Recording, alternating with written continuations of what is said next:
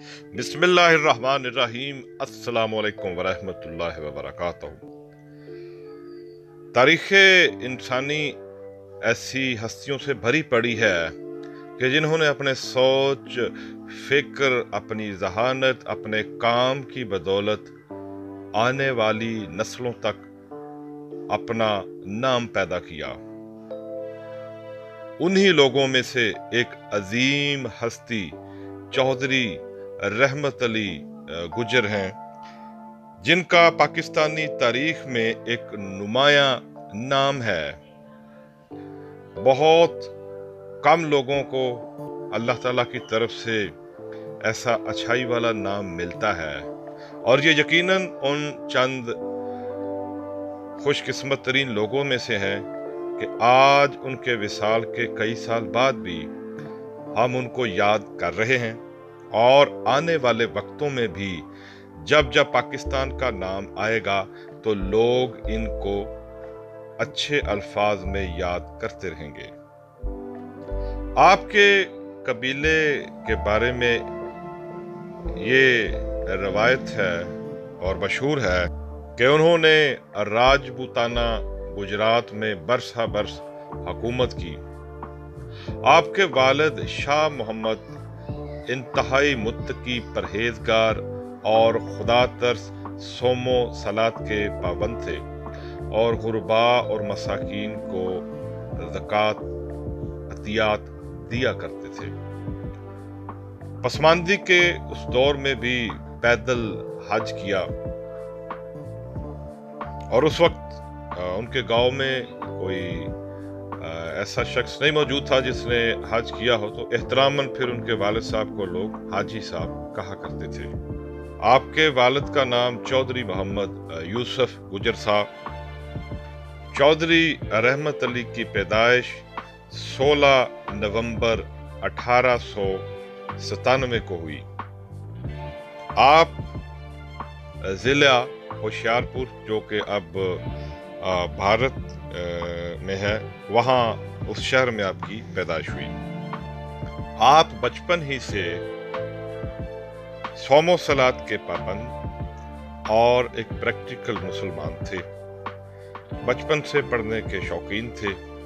आपने सन 1912 में मैट्रिक का इम्तिहान पास किया। मैट्रिक के बाद आपने इस्लामिया कॉलेज लाहौर में दाखिला लिया, जो उस वक्त बर्रे सगीर के नुमायां तलीमी इदारों में एक था। सन 1915 में आपने FA का इम्तिहान पास किया। बाद अज़ान पंजाब यूनिवर्सिटी से सन 1918 में BA का इम्तिहान पास किया। आप लिखने के आदी थे और मज़ामीन लिखा करते थे। एक मज़मून आपने मगरिब की अंधी तकलीद कश्मीरी गज़ट में शाया हुआ, जिसका हुकूमत वक्त ने सख्त एक्शन लिया, क्योंकि इसको हुकूमत से गद्दारी के मुतरादिफ समझा जा रहा था, जिस पर उस गज़ट के जो मदीर हैं वो बड़े परेशान हुए। बाद अज़ां प्रेशर की बुनियाद पर आपको उस गज़ट से अलहदा कर दिया गया। बाद में आप गैर निसाबी सरगर्मियों का भी बढ़ चढ़ के हिस्सा रहे। फ़न खिताबत की बिना पर बहुत मशहूर हुए, और आप अपने हल्का अहबाब में एक नुमायां मुकाम रखते थे। बाद अज़ां आपने 1923 में लॉ कॉलेज में दाखिला लिया, और फाइनल ईयर में हलालत हो गई और इम्तिहान ना दे पाए। बाद अज़ां उनकी जिंदगी में मजहबी पहलू नुमायां हो गया। आपने सुन्नत मुबारक चेहरे पे सजा ली। नमाज, हज, रोज़ा, ज़कात, इन मामलात में बढ़ चढ़ कर आप लोगों ने हिस्सा लिया। रेगुलर मस्जिद जाया करते, वक्त की पाबंदी किया करते। आपका दस्तरख्वान मेहमानों से भरा रहता था। आपने दरसो तदरीस भी की। बाद अज़ां रुझान जमाली में नवाब साहब के यहाँ मुलाजमत की, जहाँ आपकी क़याम के लिए अलहदा बंगला बनाया गया। 1930 तक उनके सियासी मुशीर भी रहे।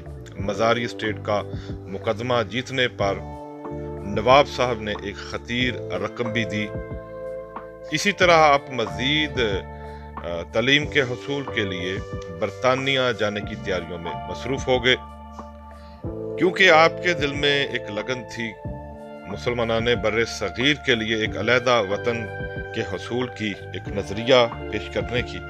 तो आपने अपने वालिदैन से गुजारिश की कि आप बैरून मुल्क यानी कि बरतानिया जाना चाहते हैं, जिस पर आपके वालिदैन में शुरू में आपको इजाज़त ना दी, लेकिन बाद अज़ां एक अलहदा मुल्क के हसूल के लिए जब आपने अपने नज़रिए के मुतालिक बताया तो आपके वालिदैन ने आपको इजाज़त दे दी।